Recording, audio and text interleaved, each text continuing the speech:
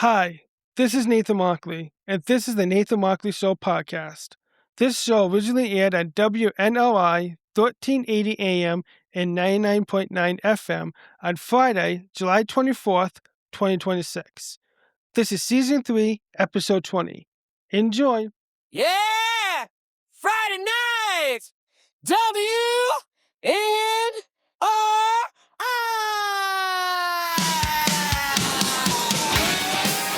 Winding down slow, radio on, like he's riding shotgun all night long. Me and Nathan, that same old voice, stories rolling, easy choice. I'm staying in for the Nathan Markley Show every Friday night on my radio. From WNRI, yeah, the signal rolls through the walls, down to my soul. I'm staying in for the Nathan Markley Show. Let the whole town drive, I'll let 'em go. I'll be right here where the stories flow. Tuned in time to the Nathan Markley Show.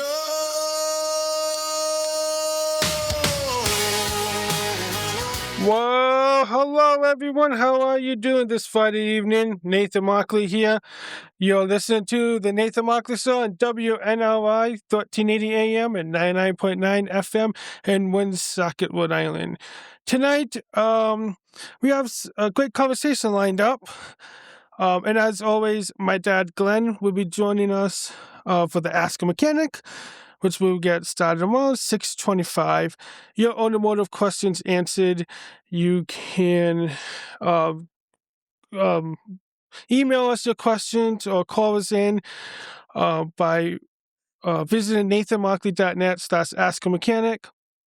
And the phone number to call is 401-766-1380, 401-769-0600, or toll free at 1-800-949-WNRI. That is 401-766-1380, 401-769-0600, or toll free at 1-800-949-9674. You can also stream us live at WNRI.com or on TuneIn Radio app. And show notes, links, and more are always free at my website, nathanmarkley.net/podcast. There's no sign up there whatsoever. So whatever I talked about today and every other week, you can listen to the recording and also see a description and any links to things I mentioned too. And let's introduce my dad. Hello, Dad.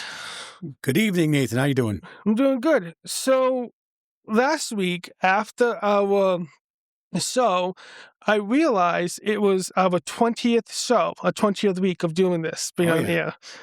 It's pretty amazing that we've done this for 20 times. 20 consecutive weeks. That's awesome. Yes, very awesome. But so which makes today the 21st show. Very good. Which means our show is legally can drink. Like we can drink. Yeah, we could. I have some water right here, so I'll take I'll have a toast. Yeah. 21 weeks. Yeah. And I did remember to hit the record button too. So we are recording. Fantastic. Yes. So I figured for the first, 15, 20 minutes of the show, we can kind of reflect or go back and talk about what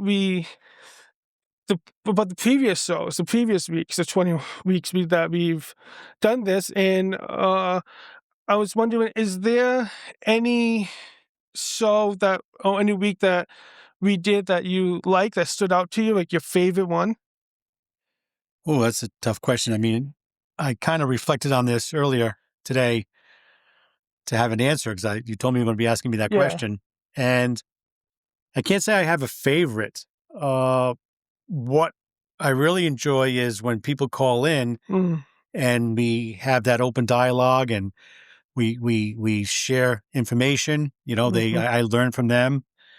So those are the ones, there's been several. I mean, we had callers like Mike, Rob, Mark, and some other people. I apologize if I don't remember your name, but there were, people in the beginning in the first few weeks that called in. And that's what I really like is when it's interactive like that. Yeah. You and I have a good dialogue, but when people call, it means that they're interested in what we have to say and they want to engage us and, again, answer their questions or help us learn a little bit and share and have a good conversation. Yeah. So, again, I don't have one particular one. I mean, last week was very good. Our caller, Mark, was well engaged, and I was very impressed that he answered that trivia question right away. Yeah. Mike and one of our frequent callers, he has very good information and shares experiences with us. So that's I guess my answer is not one particular one, but what makes it interesting and proves to me that we're making a difference and helping people. Yeah, is when they call in and share.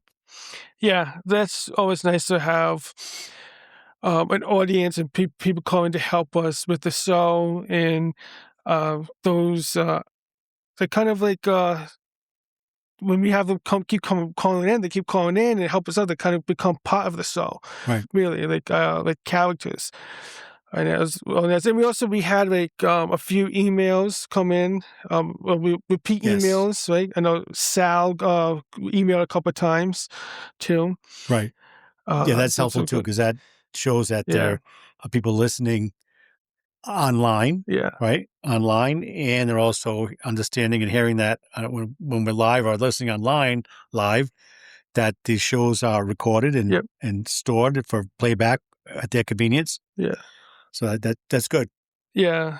And one of the things I liked, I think one of my favorite shows of the weeks that we've done is when I interviewed a friend of mine who's a photographer, Norm. And he's an awesome photographer. I'm actually hanging out with him this weekend. But just being able to talk with him about something I'm interested in and learning more about photography and get his perspective in it too is really nice. I learned a lot, and I think our listeners can learn something from that show too. And what else? We also had that cat rescue. We already had that woman there from the cat rescue. Yeah, well, I can't think of the name. It'll come to me. Yeah, the woman with cat was also a good episode, and she stayed for the whole show, and even had participated in the Ask a Mechanic segment too. It was just nice. Right. I kind of like when we had guests stay and talk, and it really makes the show better than what we can come up with. Because you and I can just sit down and talk for 55 minutes. But when we have people calling in or email us, it really helps for the show, really develops it too. Right. So if somebody would like to call in and, just maybe it's not automotive related or has an idea that they want to talk about for a few minutes, we can support that. Or give us a heads up on your website and use the contact form. Let us know ahead of time. Yeah, or even if you want to call in right now, the phone lines are open, and let us know if you've been listening for a while, for the past 20 weeks, or maybe just new to it. What do you like about this show? What was your favorite show in the past 20 weeks, if you remember? That's a great question. Yeah, I'll be interested in hearing that too. And you can call 401-766-1380 or 401-769-0600. Or toll free at 1-800-949-9674. Or you can email by visiting nathanmarkley.net/ask-a-mechanic. One more thing I wanted to talk about. Well, I had it in my head. I'm trying to think of the cat. Do you know about the cat rescue? Why can't I think of it? I see in my head. I can't. Four Paws? Rhode Island Feline Rescue. Okay, yes. Yes, that's it. Yeah. Well, I forgot that. We also did. The very first show I had a coworker on. I talk about special education and IEPs and not IEPs, but the special education law and the something else. But what's going on in the federal government. That was very interesting, and I learned a lot, even though I've worked kind of in that industry for a while, but there's still a lot that don't know, and I'm still learning, and just hearing from her and her perspective on it was very helpful and interesting to learn. That was a good show. Yeah. It was. I think it was a great first show too. Yeah, and she was willing to call in and be on it for our first show. So thank you, Sue, for doing that. What Dad, what do you like most about doing the show with me? I just like the time we have together, and we have good dialogue, and we share information, and it just makes it a good time. It's good spending time together with you. Yeah. And I've always had a passion for radio. I've always listened to talk radio, and I've always wanted to be, I say the word in radio, but around radio. And this gives me an opportunity, and I know it's a passion or an interest of yours also. So it's something we have in common when we share the time together, and when we prepare, for this show and subjects, we bounce ideas off each other, and we make sure each other knows what we're going to talk about ahead of time so that we can have good dialogue. Yeah, definitely. Yeah, so I see this as not a stepping stone, but this is a foundation. If either one or both of us want to take this further and get on the radio more often, maybe grow the show or make it, syndicated would be ideal, right? Yeah. If you wanted to get ourselves out there. So this is a good foundation when we're working together and building it together. Yeah, it is definitely. The future's looking bright. That's what I'm trying to say. Yeah, it is nice doing the show with you and just spending this time together, and even just when we talk about automotive stuff, because we really don't do that much at home. A little bit we do, but we have time dedicated to do the show and and talk about that. That's nice, and I learned a lot too from it. And also, we have it because I am recording it. We have that documented too. Yeah, that's pretty cool. Yeah, I like to go back and listen to them just to enjoy. When we're here talking, we're involved in it, but when I listen to the playbacks, I'm enjoying it even more. Yeah. And I can pick up things that I may want to change or do different or add. I get a lot more ideas when I'm listening to it for future, it's information or shows or content. Yeah, and we're because we're doing this and we're recording, that we're kind of making history too. Who knows? Maybe one day we'll be in the history books for school. Oh, yeah. All right. A book about radio history or something. Rhode Island Radio. Yeah. Volume 2. There's already one that's out there. Yeah. But that's an actual book. Yeah. No, radio, it's kind of, at first, when I first started 20 weeks ago, or 21 weeks ago, it was definitely a little nervous, especially, even though I've been in radio before, but college radio, and even that was more a little difficult too, because it was just me. This is easy because I have a co-host. I have someone to bounce ideas off of and just talk to and have that dialogue, like you mentioned. But after a while, I started doing this. We kind of got easier and kind of it's starting to be second nature to me. Right. I think, and also I have that technology background, so it's really easy to pick it up. And even though I've been in podcasting a while, but it's pretty cool that I kind of shifted from podcasting and took my podcast or one of them and put it on the radio.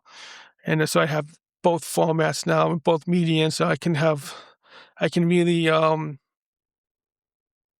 get different audience, right? Those are still listen to radio. I can capture that audience and be out there for them.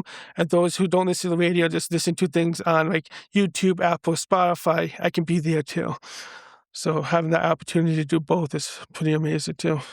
Right. So you're diversifying, but you still specialize or keep each one important. Yeah. None is more important than the other. Yeah. Yeah. Yeah. It's pretty good. It's been a fun and very good learning experience for the past 21 weeks. And hoping we can continue doing it too, as long as we can. Sure. What do you look forward to doing this show in continue on maybe the next 20 weeks or the next 40 weeks, whatever? Just learning more from our listeners, knowing that what we talk about is what they want to hear or what they're interested in. And the only way to find that out is, when people call in. I know there's a lot of listeners that don't call in. I'm not telling everybody that they have to call in, but with the show, we're talking. We prepared the material, what we want to talk about, but I'd rather be preparing material that people want to hear or have questions about or want to know about, because then I know it's targeted at what people want. I can continue going on thinking of things that interest me or what I think would be interesting or timely, or, what is, like I said, timely or popular. But I just know that when you have feedback, not just from you and me bouncing things off each other and dialogue, when listeners call up and let us know what they're interested in, I get a better gauge of how we can grow the show. When I say grow, hopefully get more listeners and more people calling. That's, really the only gauge we have is knowing how many people call in. But I'm not looking for a certain number. It's just that if people call in, we know people are listening and are involved in this subject.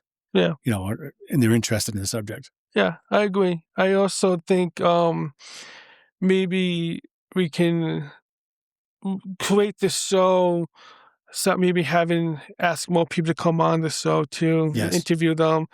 Whether they come it's on, not just you and I talking. Yeah. And we interview them, right. So that's another way to have more of an outreach and expand what we can, the audience that we can serve. Because my passion's automotive and radio and electronics. You have, your photography and your technology, et cetera, radio. But there's no reason we can't be diversifying and talking about different subjects and giving people information. Yeah. Is there a certain topic or certain person that you would love to have on the show? That's a great question. In the future? Who would I like to have on the show? Anybody. I mean, who is a certain? I never thought about that. Yeah, I don't really have anyone either. It is a tough question. I think I kind of, when I meet people, I say, oh, this person would be interesting to talk to more and really dive deep into who they are and what their interest is. I don't have an answer right now. Maybe we should bring that question up to the listeners. So is there anything that anyone out there listening right now and been listening for a while, do you want to hear anyone on our show?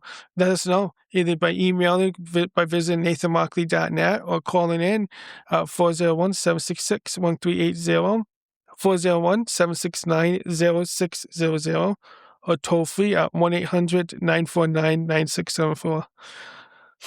Yeah. Be interested to see what our listeners would like to hear. Or maybe you guys just like to hear us talk and kind of answer the questions. And I know we started doing trivia a few weeks ago, so that's always been fun. Yeah. Too.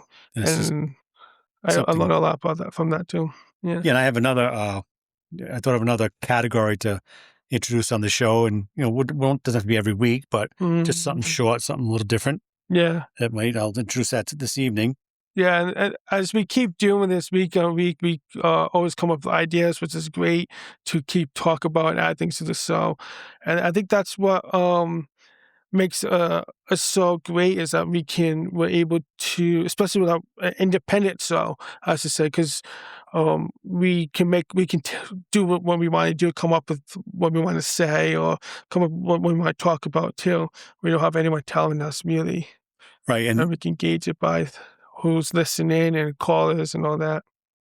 Yeah, now that we're comfortable with it after 20 weeks, and those initial, I guess you call them butterflies or nervousness and uncertainty of people listening I'm past that, and I'm comfortable with the show. I'm looking for, we need another hour. We got to make this 2 hours long. Maybe there's so much we can talk about and get people on here, because that 55 minutes that we're on the air goes by real quick. It does, yeah. When I was at Roger Williams University and having my radio show there on the student radio station, was it WQRI? I had about 2 hours too. Even 2 hours goes by fast. Oh yeah, Yeah. But yeah, that is something I look forward to in the future is maybe getting another day or another hour or something. Oh, who knows? Maybe eventually we can do 5 days a week for an hour or whatever. we gotta work too. We can make this into a career if you wanted to. We could, yeah. We have to get a lot of advertisers. Right, but short time. I'm thinking just make it 2 hours. Yeah. Ideally, we'd be on every day. Absolutely, Yeah. that'd be 5 days a week, maybe. There's a lot that we can do in radio, even though it's just traditional. There's a lot of opportunities, I think. Still, radio's not going to go anywhere. That's for sure. Audio's not going to go anywhere. Right. But yeah, so thank you all for listening, and thank you all for calling and submitting your questions. It's great. Keep doing it. I love it. I love hearing from you all.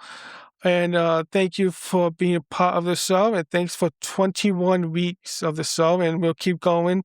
As long as you keep listening, we'll keep going. We should plan something for our 1 year anniversary. We should. Yeah, we should. I don't know what we do, but we can talk about that offline. Okay.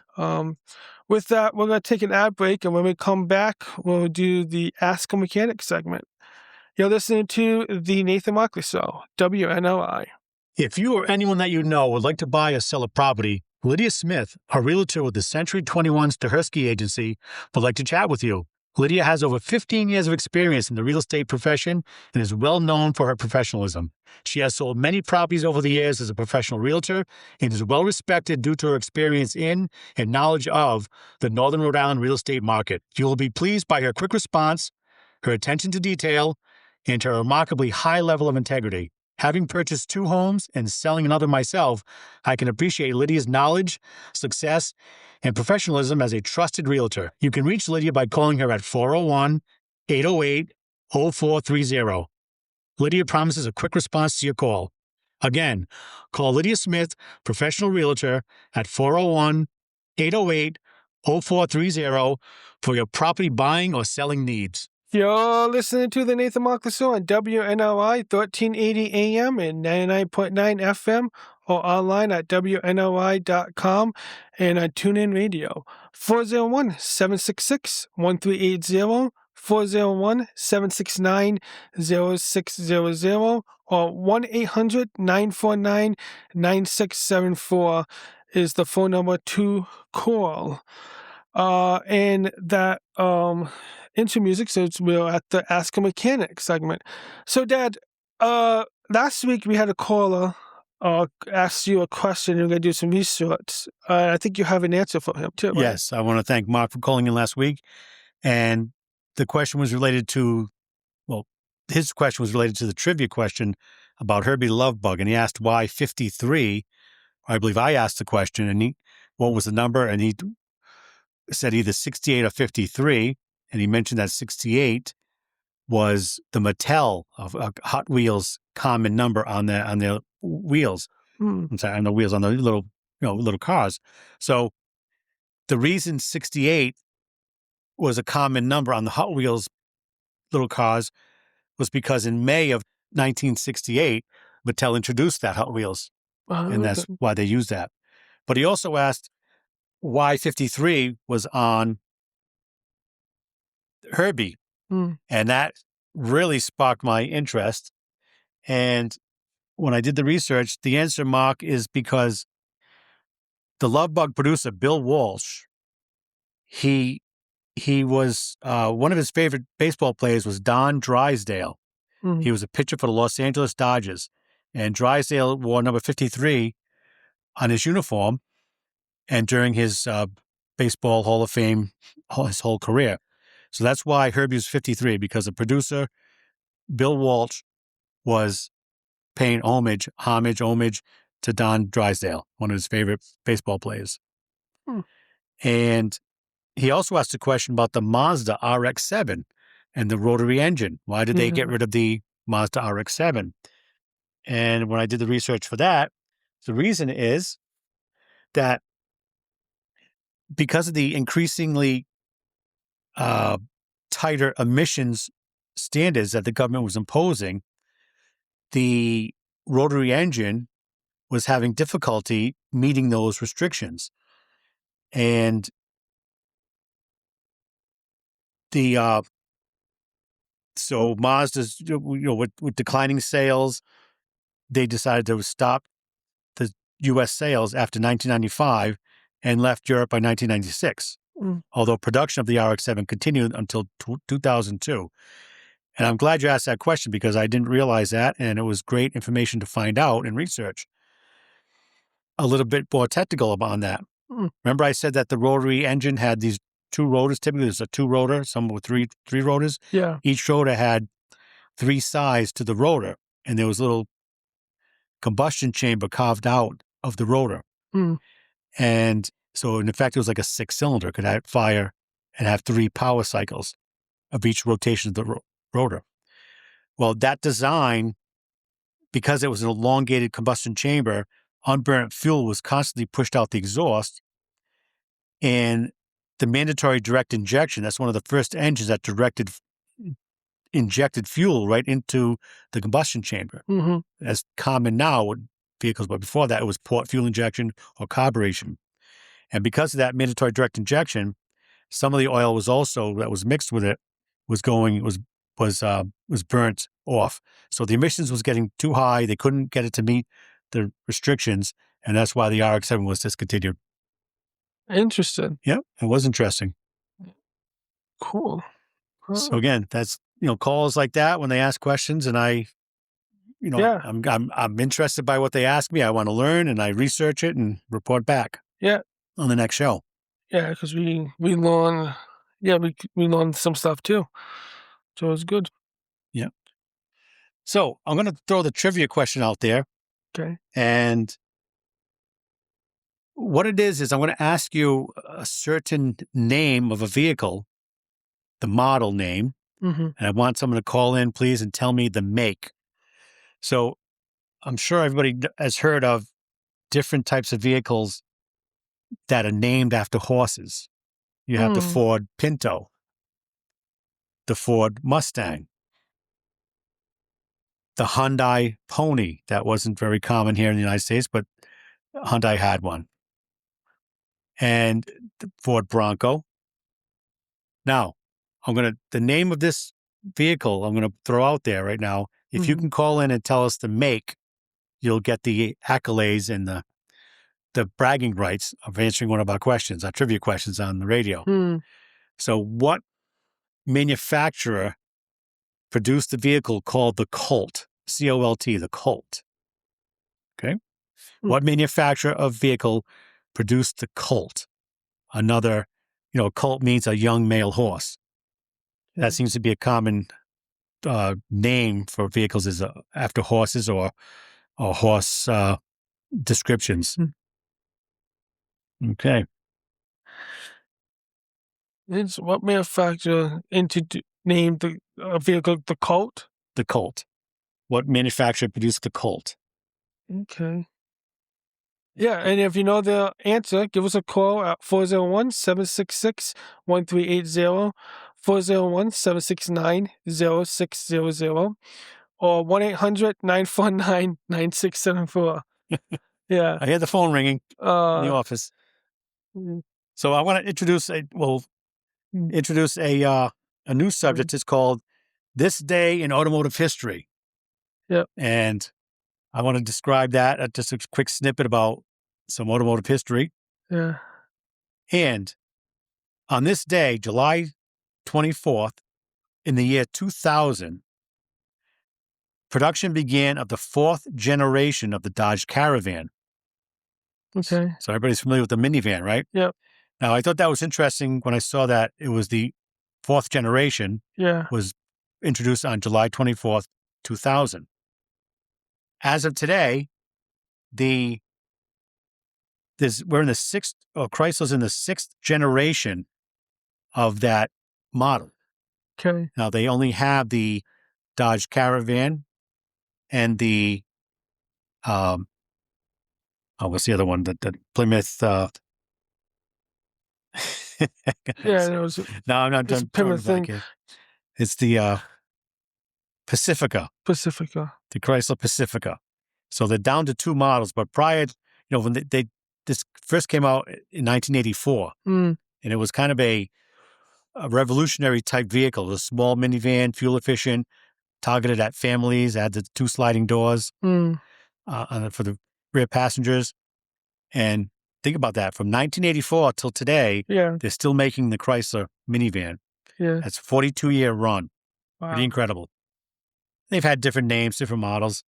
And as a matter of fact, one of the things I learned in researching this was there was a model called the Volkswagen Routan.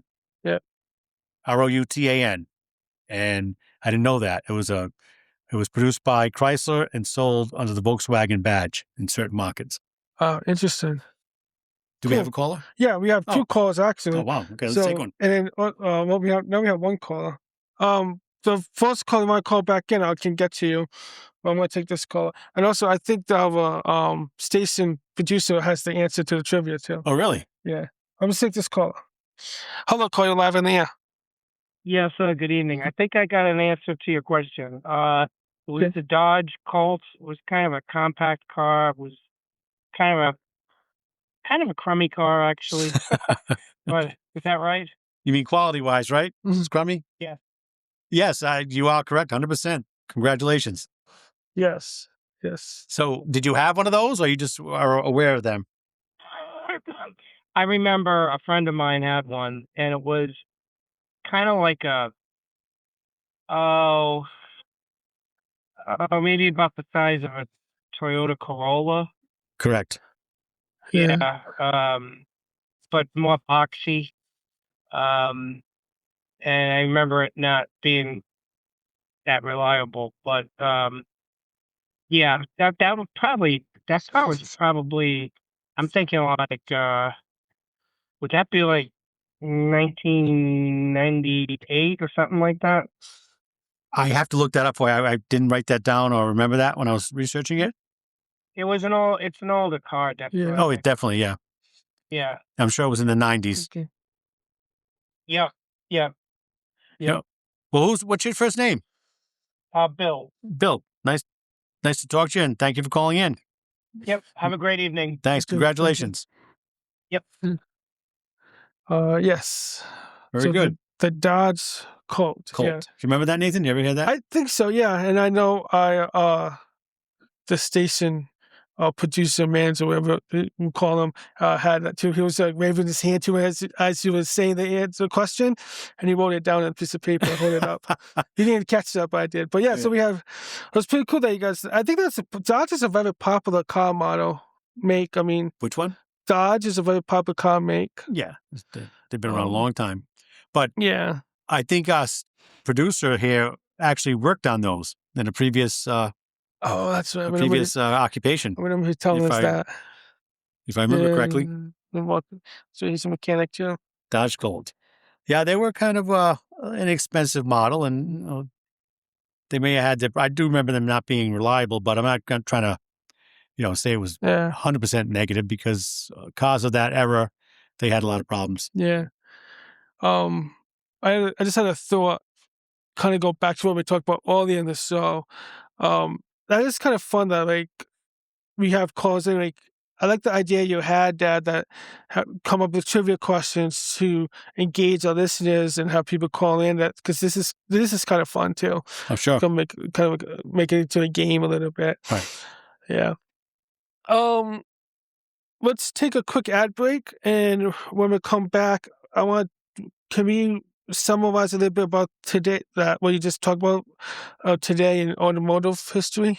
Well, we can talk about it some more, sure. Yeah, but let's take an ad, and then when we come back, we do that. All right. You're listening to the Nathan Markley Show on WNRI.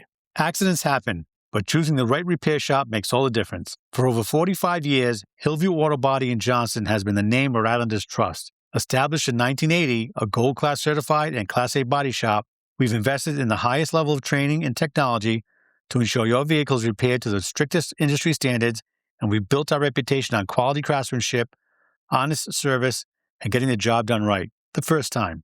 From minor dents to major collision repairs, our expert technicians handle it all. We handle most of the claim process to make the repair process smooth and stress-free from start to finish. At Hillview Auto Body, your car isn't just another job, it's treated like our own. So when life throws you a bump in the road, trust the team that's been fixing them for decades. Hillview Auto Body, Johnston, Rhode Island. Quality you can see, service you can trust. 401-766-1380, 401-769-0600, or 1-800-949-9674 is the phone number to call. You're listening to the Nathan Markley Show, WNRI. So that, can you quickly summarize what you were talking about of the, was it today? You call it Today in Automotive History or something? Today in Automotive History. Yeah. That's what I like to call it. Yeah. So I just want to go over that one more time. Sure. All right. So in Monday, July 20, it was a Monday in the year 2000, July 24th, is the day that Chrysler began production of what they call the fourth generation of the Dodge Caravan. Okay. So the generation in the automotive terms means that it's a new design or a new platform, meaning the frame is different or the unibody is different, or it's like a major redesign of suspension, steering, or just the body itself, the way it looks, the way it's designed. So you may see or hear the term generation, 1, 2, 3, 4, 5, whatever. Corvette's popular for that. You know, they'll say the C1, the C2, the C3, the C4. They just use the C, meaning Corvette, and the number is the generation number or the next model. But it's so, you know, if they had like the Caravan, 42 years in production. So if it was the same thing, it probably wouldn't sell that well because it's not up to date. It's not refreshed, you know, the way they look. And there could be model refreshes is the word they use in the industry. We're going to refresh the look. Like, you know, one of the things I worked for Oldsmobile, the Cutlass Supreme, or the Cutlass itself, Supreme and two-door, four-door was just the Cutlass. And then they had the Cutlass Sierra, the small front-wheel drive. But, you know, they would change the front bumper or the grill. That wouldn't be a new generation or a new model. It was the same model name, but it was a refresh. It was an update to the looks. And that would be called a refresh, not a new generation. But when they really did a lot of changes and maybe, like I said, changed the platform, how it's built, or the unibody that it's formed on, that's called a new generation. Interesting. Okay. And, you know, they use that because they get a lot of marketing out of that and a lot of hype before it comes out, and they can get people interested in it, just like all kinds of companies do with their products now. Yeah. New, you know, like think of the phone company. Yeah. Just like, look for Apple. iPhone 4, iPhone Google, 3, iPhone 5. Those are generations of the iPhone, if you want to look at it that way. So what I was saying, Nathan, was that in July 2000, they began production of the fourth generation. And I expanded on it because in 1984 was when the first Grand Caravan was introduced. And I remember that because I was working at a Oldsmobile dealership in Providence. And one of our technicians, he had a couple of young kids, was married, and he decided to buy one of the new Caravans that came out. And I remember the vehicle was white with wood grain, and you don't often see wood grain on vehicles. You know, it's been common throughout the years, but, you know, the wood grain indicates or symbolizes a certain type of vehicle genre or person they're marketing to. So that was a nice looking car when it came out, the 84 Caravan. And it was a new design, you know, front wheel drive, small engines. They had like a 2.6 carbureted engine. We had one. Yes, we did. It was we bought a used one a long time ago. Gray. It was great. Yeah. We had that when I was like 86, I think it was. I bought an 86 used. Yeah, we got it when I was like 1990. It's 3 or 4 years old. I remember. Yeah. So we had one. I do remember. They made a lot of them. They did. Yeah, that was a nice. That lasted a long time too. Yeah, it was easy to work on, and it was kind of reliable. I mean, wasn't a bad. It was good. And vehicle. then what was the second minivan we had? That was blue. Was that Chrysler too? That was a Chevrolet. Chevrolet. Not Lumina. Oh God, I gotta look that one up. It was a Chevrolet. Yeah, that's what Chevrolet. That was with the Windstar, the Ford Windstar. Yeah, Remember Yeah, that? yep, Red that one? was your company car. But I'm Right. thinking the one we bought for family use. That was the Chevrolet was the one, I think, when they first introduced electric doors, right? Sliding doors. Oh, When I the, get it was around the that time. model I'm we not sure the got. exact year Yeah, because different manufacturers had different yeah, electric sliding doors. it was the first time we got it. But yeah, Right. it was an upgrade for us. But that also lasted a really long time too. Yeah, minivans last a long time if you keep up with them. I guess any car can last a long time if you keep up with the maintenance too. That's correct. Yeah, And, the maintenance is definitely extend the life of a vehicle, but, the common problems that vehicles have, once they decide, or the manufacturer determines what caused it, they typically fix it for the next model years. yeah, And once they're common problems, people know how to fix them. yeah. Yeah. So, So we do have a question emailed to us if you want to get to that. sure. That question comes in from Tom in Wakefield, Rhode Island, and he says, I have a 2020 Honda Ridgeline, and I just learned that it is classified as a mid-size pickup. What does that mean? I know what a full-size pickup is, but is there a compact pickup category? I also read that it was built on the Honda Passport and Pilot SUV platform. I am also wondering if under the body is my Ridgeline exactly the same as a Passport or a Pilot? Thanks. Well, it's a lot. Let's get to this caller Sure. first, and then we'll come back to this question. Okay. That's a lot to unpack. So let me hit this button. Hello, caller. You're live in the air. Hello. Hey, gentlemen, this is Mike from Cranston. How's Hey. everybody doing? Good. Good to hear from you, Mike. How you doing? Good, good. You're talking about caravans, and I've been driving these things since they came out, and up until they started having some issues in the late 2010 to 20.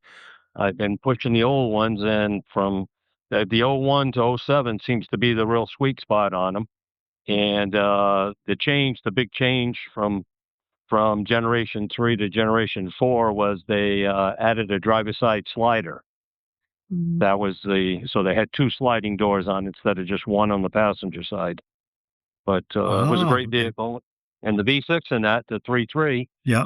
that was actually co-designed by Carroll Shelby, the guy that was in charge of the Mustangs. Oh, yeah. I know. And I know they were Shelby. actually going to race that V6, and that's why that thing can give you 250 to 400,000 miles without pulling anything apart, and so on. But just a little side note, weird, but in 01, the one I had it had a key lock for all 5 doors. So the hatch, the 2 sliders, and the 2 front doors. Okay. And then in 02, they took the locks away on the sliders, and then 03 they took the lock away on the passenger door, front door, and by 04 you only had the rear hatch, and you had the front door actually had a key to it.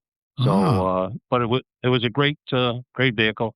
I'd still be driving the same one if it wasn't for the rot and trying to keep it together. It just isn't worth it. But just a side note, if I may, last week I wasn't able to call in, but I listened to your show. Yeah. And I'm glad I did, because I didn't know that Windows 10 was going to give you another year of updates if you signed up for some stuff by October. So that saved me from trying to find another computer for a while. Awesome. And then another side note, which we were talking about earlier, with doing your radio program, I listened to the guy that's on Channel 12 News at 6:00, Mike Monte Calvo. Yeah. Okay. He started out his in the business at your radio station. No kidding. When he was about 19 years old. Oh. And he took like a second shift job on a Saturday. Wow. And he just wanted the job, and he faked it all when they threw him in there, because there was a lot of commercials, and and just recorded stuff. And from that, he cut his teeth. He was there for I think 3, 4, 5 years until he got into TV. And so it's it's an interesting thing how you can start with something and then end up with something. So yeah. I mean, radio can be a career, it can be a stepping stone, but I mean, once you can always go back to it. I'd like to stay in it, make it a full-time job. Yeah. Right. So I'm interested in the Caravan. How many have you owned? You seem to know a lot about them. Yeah, about 6 of them. Wow, that's amazing. Yeah, I got 10 years out of a used one that it never failed me. And the fact that you can put the sheet of plywood in it, you could take 7 people comfortably. I actually was going to buy the one that you were talking about in the mid 80s. And instead of buying it, I rented it. And I found that little 4-cylinder, you can have a Mitsubishi motor in it. Yes, it was Mitsubishi. That's the one I had. Yep. That thing didn't have good brakes on it. And I remember picking it up for rental, and it was me not being accustomed to it. And I was doing Connecticut Turnpike, where every 5 or 10 miles, it seemed like there was a toll booth you had to stop for and throw a quarter in it. And I remember overshooting the toll booth a couple of times, trying to bring that thing under, to a stop, and it just didn't have it. But yeah, I've had quite a few of them, and I love the format, and I find them easy to get out of, and and I'd rather drive that than drive a sports car now. I just, it's just, it works for me if you can get over the image issue. So I tell everybody that I'm driving a Viper. It's just melted down differently. That's all. No, I know 100% what you mean, because, like I said, I've owned a few minivan, different makes and models. And Nathan, that's the Chevy Venture that we had. Chevy Venture. Chevy Venture. That's right. So we had a Venture, we had the Ford Windstar, we had a Caravan as family vehicles. And you're right, they're so versatile. It's like it can be a pickup, it can be an SUV, it can be a transport bus, it's easy to get into and out of. The front wheel drive is good for traction and control. Right. And they're comfortable. I mean, it's a great design. That's why, like in 1984, when I first saw that, and then knowing the history of them today, it was a great design, and they sold many of them. And it's a testament to that. For 42 years, Chrysler has been building these minivans. So thanks for calling in, Mike. I'd like to get you on the show sometime. I got a little public service announcement. Sure. It's about cars. And so when I followed a story that was on Inside Edition maybe 5 years ago about an older gentleman that before he kicked the bucket, he wanted to get himself a Corvette. And he bought the Corvette, and he showed up at the country club, and he parked it at the end of the parking lot away from everybody so that he wouldn't get it dinged or damaged. And it wasn't new from what I understand. And he showed it off to everybody. Everybody left. He got in the car, and he had his dog with him, and a small pooch. And he got in the car, and he went to start it, and it wouldn't start. And then he realized that there was an electrical issue with it. He could not get out of the car. Oh. He ended up dying in that car. Wow. They found his shoe prints on the insides of the windows from where it had electric door locks. And apparently, if you didn't read the owner's manual, buried on like page 111, and I don't think it was that far, but I'm being a little facetious. Right. There was you could reach down to the bottom of the door. You had to put your hand behind the seat. And at the bottom of the molding, there was a little thing that you pull, and that would mechanically unlock the door. He ended up overheating in the car, both him and the dog. Wow. Now, that's on those cars. And come to find out that back to somebody on TV again, the guy that does the 12 o'clock, the 6 o'clock news on Channel 10, Gene Valicenti, he went to one of the Chevrolet dealerships, and he climbed into a Corvette that was parked there. And of course, on the showroom, they disconnect the battery. and he was banging on the window trying to get somebody's attention because he couldn't get out of the car. Yeah. It had that lock that we were talking about. Now, where I want to go real quick is fast forward, because I think this is kind of important. Tesla, they've sold a ton of cars for the last, 10, 15 years. And it's not, the car has electric door locks. Mm-hmm. And on the front doors, that if the lock fails, there's a lever that you pull that's right next to the handle. It's kind of, if this doesn't work, this works. Yeah. And you can but back doors don't have mechanical locks. Mm-hmm. Wow. So if you were in an accident or something, it's, and somebody that owns a Tesla, or that somebody that knows somebody that owns a Tesla, tease them and say, if the battery ever dies in this and you're sitting in the back seat, how do you get out? Apparently, there's a pouch on the side of the inner door panel where you would put your gloves, or you would hold, your whatever you're carrying. Deep down in that, there's a little square thing about 2 inches square that you pull with your fingernail, and inside there's a plastic handle that you pull up on. It's kind of like a ripcord. Okay. And that's how you get out of that car in case it doesn't.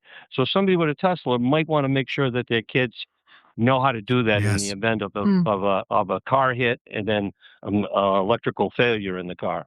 Yeah, that's a good point. Yeah. So just one of those weird things that came to mind and said, I wonder how many people know this. So. Yeah. Oh, thank you. And next time I see a Tesla guy, I'm going to ask him, how do you get out of this car if the battery doesn't if it doesn't work? Okay. Awesome. All right. Thanks. Good talking with you guys. Good talking again. Bye-bye. Thank you. Take care. Bye. Thank you. Yes. Okay, we have about 3 minutes. Less than 3 minutes. Do we think we should save this question for next time? No, I have. No? Okay. I researched it because this question came in early, and I was aware. Yeah. So, just to recap. So it's 2020 Honda Ridgeline, and he learned that it was classified as a mid-size pickup. What does that mean? Well, that means that. So it's classified that Honda decided to use that term, and it's going to be, obviously smaller than a full-size pickup like an F-150. Yeah, it's going to be smaller than that. It's not quite as small as, say, a Hyundai. What is it? Is it the Santa Fe? What's that new little? There's the Ford Maverick. There's the Ford Maverick, Hyundai. The Hyundai Santa Fe. Santa Cruz. Santa Cruz. So it's just Honda is saying that they're marketing it as something not as big as a full size, not a smaller one. They're using that for marketing purposes. There really is no SAE or Society of Automotive Engineers criteria that means it has to beat these measurements. It's what they say it is. Yeah. And he had a second part to that question, right? Yes, but we don't have any more time left. Okay. We'll finish. We'll bring it start back next week. Next week, that's the first question we'll do next week. Thank you all for listening to the Nathan Markley Show this Friday night. Thank you for joining me. I appreciate being here. If you missed any part of the show, you can listen on YouTube, Apple Podcasts, or Spotify. And I'll see you all next week. Goodbye, Rhode Island, and see you all next week. Bye. And thank you. Bye-bye. Another Friday in the books, lifelines running through the show. You've been riding every turn,